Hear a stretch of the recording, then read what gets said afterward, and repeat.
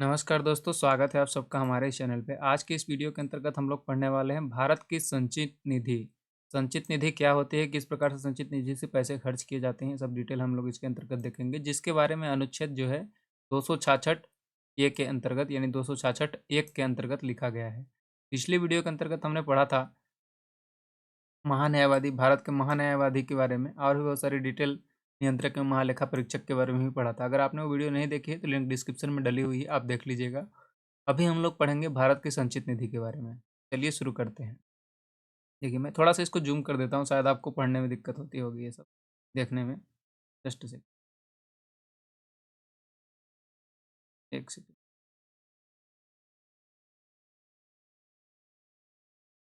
ठीक है, देखिए यहाँ पे क्या लिखा हुआ है।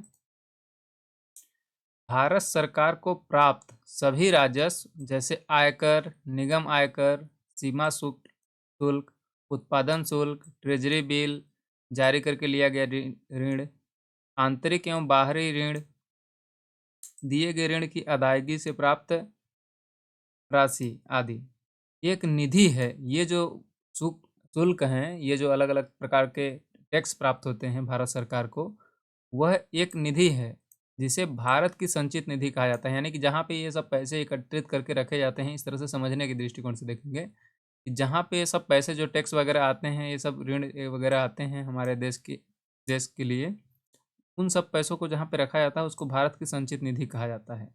ठीक है, संचित निधि में से कोई धनराशि संसद द्वारा विनियोग विधेयक पारित कर दिए जाने के पश्चात ही निकाली जा सकती है अथवा व्यय की जा सकती है, इसके अलावा नहीं की जा सकती। इसका मतलब क्या हुआ कि हमारे जो संचित निधि है, जो टैक्स का पैसा आ रहा है इंडियन गवर्नमेंट के पास, तो उसको जो है खर्च करने के लिए पहले विनियोग विधेयक को पारित करवाना होता है संसद के द्वारा।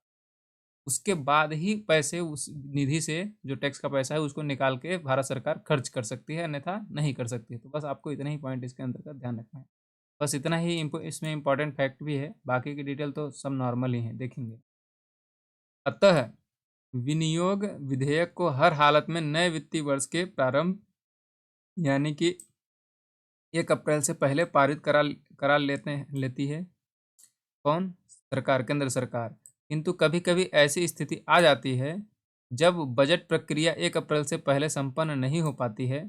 इसके लिए जब तक बजट प्रक्रिया पूरी नहीं हो जाती है, उस दौरान व्यय के लिए लेखानुदान पारित कर धन की व्यवस्था की जाती है। इसका मतलब क्या हुआ? देखिए, इसका मतलब क्या हो रहा है कि जैसे कि अगर केंद्र सरकार को पैसे खर्च करने हैं तो सबसे पहले वो क्या करती है, विनियोग विधेयक को पारित करवाती है। हर आपको पता होगा कि हर साल जो है केंद्रीय बजट पास किया जाता है, केंद्रीय बजट प्रस्तुत किया जाता है, तो उसके अंतर्गत ही जो बजट होता है उसी के अंतर्गत ये सब लिखा हुआ होता है कि कितना धन हम लोग खर्च करेंगे, कितना धन हमारे पास आने की संभावना है। तो ये जो है उसी का एक पार्ट है, इस तरह से आप सोच सकते हैं। तो ये जो विनियोग विधेयक है ना, इसी के अंतर्गत ये चीज़ें देखी जाती हैं कि कितने पैसे सरकार, केंद्र सरकार खर्च करने वाली है 1 साल के अंतर्गत। ठीक है, तो हर साल ये विनियोग विधेयक को पारित करवाना होता है कि कितने पैसे हम लोग खर्च करेंगे उसके हिसाब से। और कभी-कभी ऐसा भी होता है कि हर साल विनियोग विधेयक पारित नहीं हो पाता है। कब होता है ऐसा? जब मान लीजिए कि केंद्र सरकार, जो सेंट्रल गवर्नमेंट का जो है कार्यकाल पूरा होने वाला होता है, तब ये विनियोग विधेयक पारित नहीं हो पाता है। उस स्थिति में क्या किया जाता है? लेखानुदान पारित किया जाता है। लेखानुदान, ठीक है? उस दौरान लेखानुदान पारित किया जाता है और धन की व्यवस्था की जाती है। यानी लेखानुदान सरकार के व्यय पक्ष से संबंधित होता है, जो बजट प्रक्रिया पूरी न होने में के चलते व्यय की व्यवस्था करने के लिए पारित किया जाता है। तो बस आपको इतना ध्यान रखना है कि अगर बजट की प्रक्रिया पूरी नहीं हो पाती है तो लेखानुदान पारित करवाया जाता है। और लेखानुदान में क्या होता है, यही चीज़ें लिखी रहती हैं कि कितना पैसे खर्च करना है। ये एक प्रकार का मतलब समझ सकते हैं कि कुछ समय के लिए, ज़्यादा समय के लिए नहीं, छोटे समय के लिए, ये मतलब कुछ पैसे खर्च करने हैं अगर सरकार को, तो ये बिल पास करवाती है, लेखानुदान बिल। इसके बाद ही पैसे वहाँ से संचित निधि से खर्च कर सकती है हमारी सेंट्रल गवर्नमेंट। लेखानुदान का प्रावधान अस्थाई एवं अस्थाई दोनों प्रकार की सरकारों के द्वारा किया जाता है। समझ में आया? आगे देखिए, चुनावी वर्ष में लोकसभा के विघटन के पहले और नई सरकार के गठित होने तक वित्तीय वर्ष के एक भाग के लिए व्यय की व्यवस्था के लिए अंतरिम बजट का प्रावधान किया गया है। अंतरिम बजट क्या होता है? अंतरिम बजट ये होता है आप सबको पता होगा जैसे अंतरिम सरकार होती है उसी प्रकार से अंतरिम बजट मान लीजिए कि अंतरिम का मतलब ही यह होता है कि फिक्स नहीं है, फिक्स नहीं है मतलब कुछ समय के लिए, कुछ समय के लिए, शॉर्टकट के लिए, इस तरह से समझें अंतरिम बजट।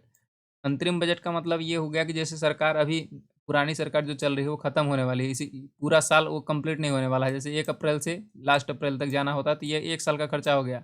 लेकिन अगर 1 अप्रैल तक नहीं पहुंच रहा है, ये साल 6 महीने का ही है, तो ये जो 6 महीने के लिए बिल पास किया जाएगा कितना पैसे हमको खर्च करना है, तो ये जो 6 महीने का बिल होगा या पैसे खर्च करने के जो भी नियम कानून बनेगा इसको अंतरिम बजट बोलेंगे। समझ में आया क्या? आगे देखिए। और उसी प्रकार से जैसे कि अब कुछ जैसे कि 2-4 महीने ही बचे हुए हैं, जो नई सरकार आ गई उसके बाद 3-4 महीने खर्च करने के लिए नेक्स्ट क्या बोलते हैं नेक्स्ट नेक्स्ट वित्तीय वर्ष स्टार्ट होने से पहले तक खर्च करने के लिए जो नई वाली सरकार आएगी वो जो बिल पास करेगी, ये जो अंतरिम बजट, तो वो भी एक अंतरिम बजट ही होगा, जो बजट होगा वो उनका। आगे देखते हैं। लेखानुदान, जस्ट लेखानुदान और अंतरिम बजट में डिफरेंस ये है कि लेखानुदान पारित करने के कारण व्यय के लिए धन की व्यवस्था करना होता है, यानी कि लेखानुदान के अंतर्गत सिर्फ ये देखा जाता है कि कितना पैसा हमको खर्च करना है, उसके अनुसार से लेखानुदान बिल पारित किया जाता है।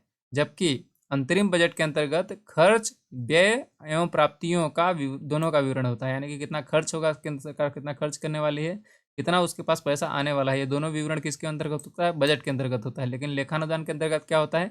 कितना सरकार खर्च करने वाली है, सिर्फ ये होता है। और देखो, अंतरिम बजट सामान्य बजट से इस प्रकार से अलग होता है कि उसे चुनावी वर्ष में सरकार के गठन तक की अवधि के लिए किया जाता है। आगे नई सरकार जो आएगी वो अपने हिसाब से बजट प्रस्तुत करेगी। ठीक है, उम्मीद करता हूँ समझ में आ रहा होगा, सिंपल से लैंग्वेज में लिखा हुआ है, बस इसको आपको सुनते रहना है। देखिए, भारत की संचित निधि पर भारित व्यय निम्न है, यानी कि संचित निधि से किस किस को क्या कहाँ कहाँ पैसे खर्च किए जाते हैं, ये सब चीज़ें इसके अंतर्गत लिखी गई हैं। तो संचित निधि से राष्ट्रपति का वेतन दिया जाता है, वेतन भत्ता अन्य व्यय, और राज्यसभा के जो सभापति होते हैं, उपसभापति होते हैं, और लोकसभा के अध्यक्ष जो होते हैं, उपाध्यक्ष होते हैं, इनके सब वेतन भत्ते जो होते हैं तो भारत की संचित निधि से ही दिए जाते हैं। सर्वोच्च न्यायालय के न्यायाधीश हो गए,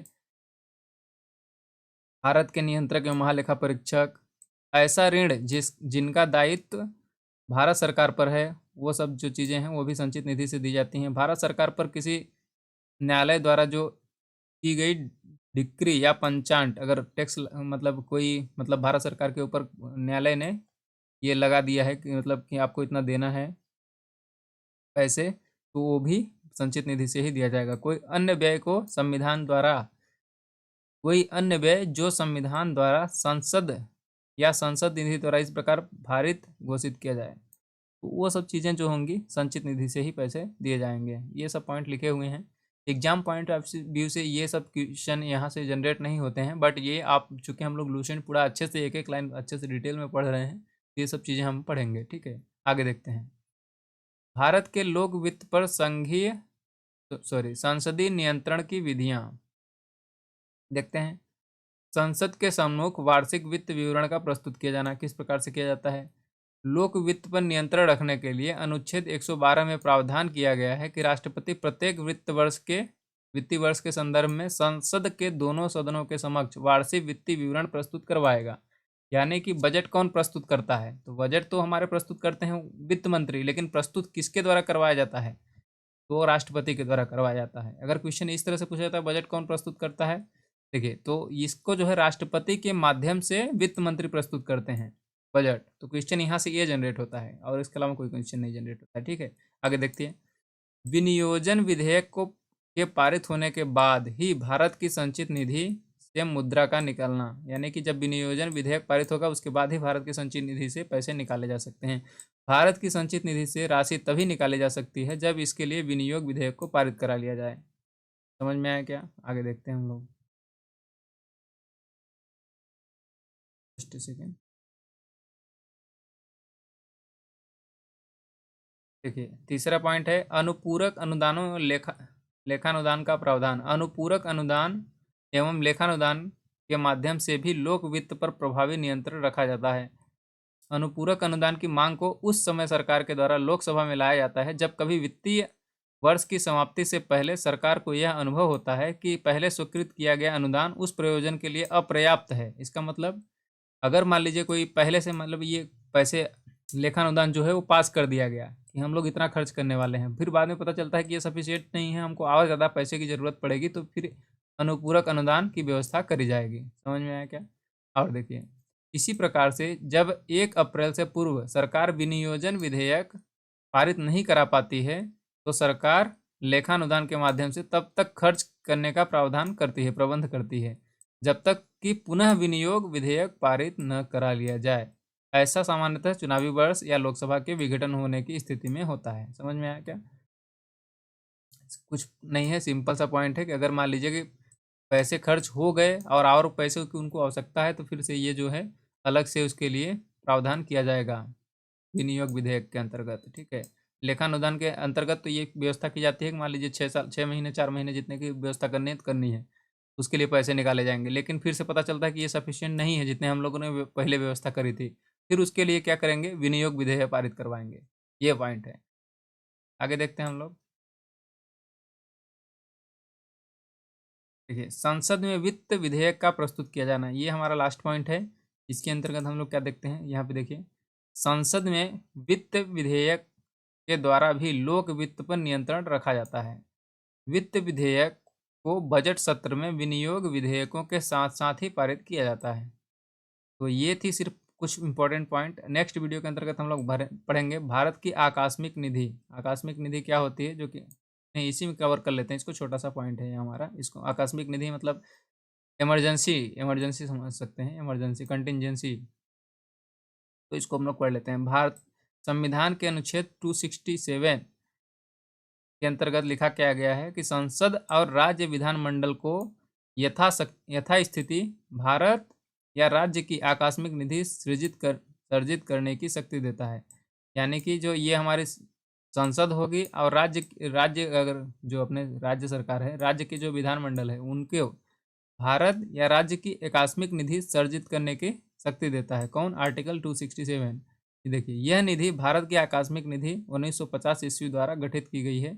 यह निधि कार्यपालिका के व्यवनाधीन है जब तक विधानमंडल अनुपूरक, अतिरिक्त या अधिक अनुदान द्वारा ऐसे व्यय को प्राधिकृत नहीं करता है, तब तक समय समय पर अनवेक्षित व्यय करने की प्रयोजन के लिए कार्यपालिका इस निधियों से अग्रिम धन दे सकती है।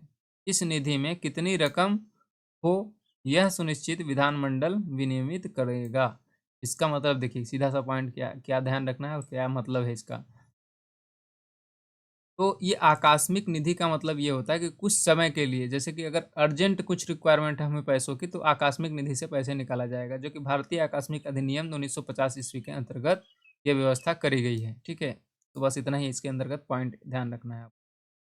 नेक्स्ट वीडियो के अंतर्गत हम लोग पढ़ेंगे भारतीय संविधान के संशोधन, जो कि संशोधन का प्रावधान कहाँ से लिया गया है, दक्षिण अफ्रीका के प्रावधान से लिया गया। तो किस प्रकार से क्या क्या संशोधन किए जाते हैं और कितने किए गए हैं अभी तक, ये सब डिटेल से हम लोग बात करेंगे नेक्स्ट वीडियो के अंतर्गत। इस वीडियो को हम लोग यहीं खत्म करते हैं, मिलते हैं अपन नेक्स्ट वीडियो के अंतर्गत। तब तक के लिए हंसते रहिए, मुस्कुराते रहिए।